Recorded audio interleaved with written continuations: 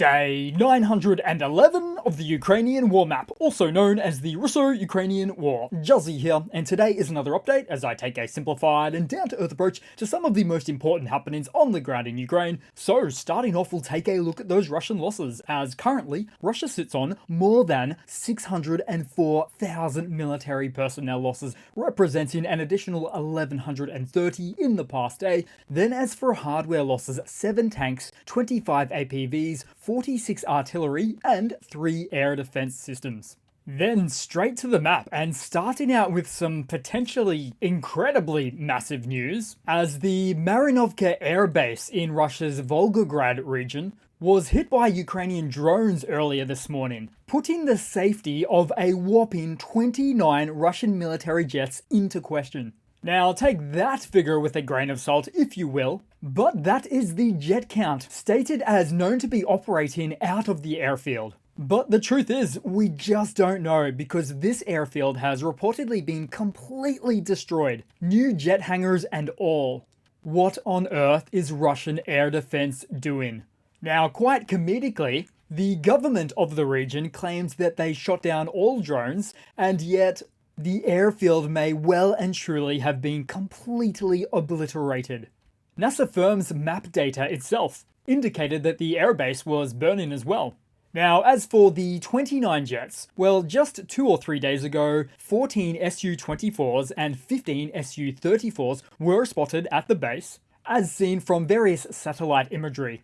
And clearly an ammunition depot was destroyed as well, with multiple secondary explosions reported at the site.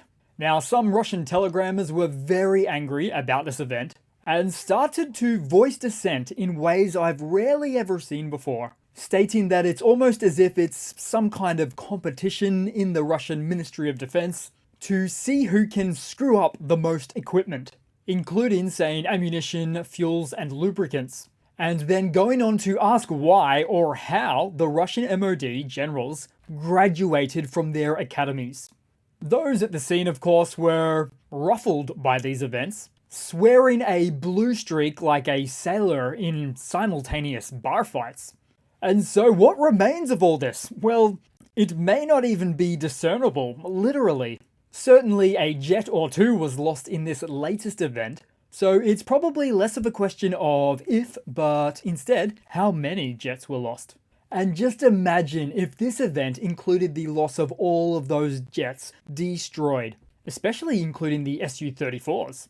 It would indeed be historic at levels not seen in 50 to 80 years. And it just pains me to say that we have to wait for further confirmations of this event, as the dust has to settle first, once again, quite literally.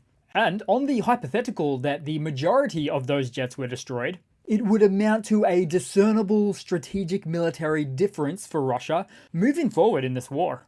Unable to run aviation sorties as a form of air support anywhere near the levels that they have been doing to date. But best not to get too hyped up at this current juncture as we look to see what's what.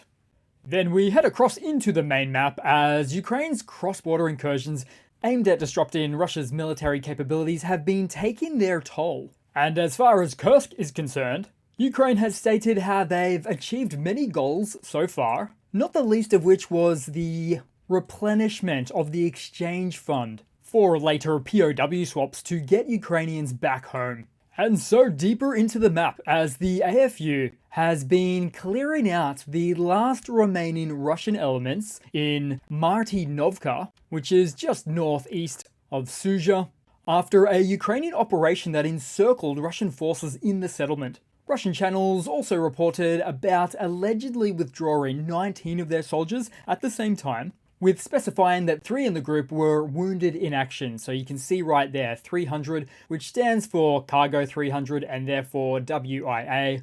And just for reference, Cargo 200 stands for KIA.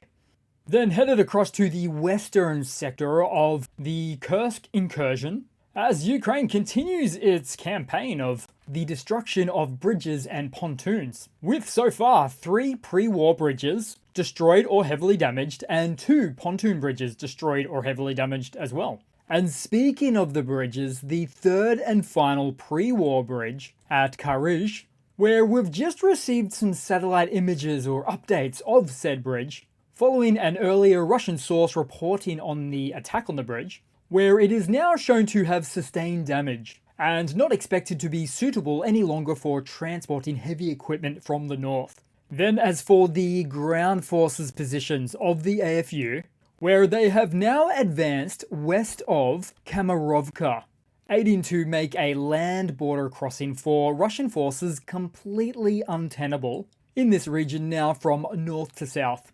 Or better to say, that option being well and truly removed at this point. And sometimes we turn to historical events to compare potential upcoming outcomes to a region, but even that might not be necessary, as Russian positions have already collapsed beyond the Sime River, with that event happening at the most western point of the region, which could be a direct foreshadowing of an impending collapse for the rest of the region. It's just a much larger area indicated in purple, therefore inherently working on a different timescale. Then on to the POW front, as there was another capture of a group of newly minted Russian POWs in the Kursk region, as Ukrainian soldiers from the 22nd Separate Mechanized Brigade have taken a new group of Russians into captivity after an ambush. And judging by the chevrons, the military insignias or patches, soldiers from the Akhmat unit were also among some of the captured. And further on the point of POWs, parents of Russian conscripts continue to demand that the Russian Ministry of Defense return their sons who were captured in the Kursk region. Surely the secret's out by now, inside of Russia, that the use of conscripts on a military-industrial scale for their SMO is part of the Russian MOD's approach right now. And yet, the return of these POWs, what these parents are asking for, I might not even recommend, as the Kremlin would send them straight back into combat. They're far safer and better treated in Ukrainian captivity. Then taking a look at the Russian response, which continues to be less militarily intensive and more image focused when it comes to Kursk, as the Kremlin has launched a messaging campaign to justify its focus on eastern Ukraine rather than immediately expelling Ukrainian forces from the Kursk Oblast, using state media to frame the incursion as the, quote, new normal. Reports suggest that the Kremlin expects several months of fighting to regain territory, which its propaganda machine struggles to cope with the unexpected incursion.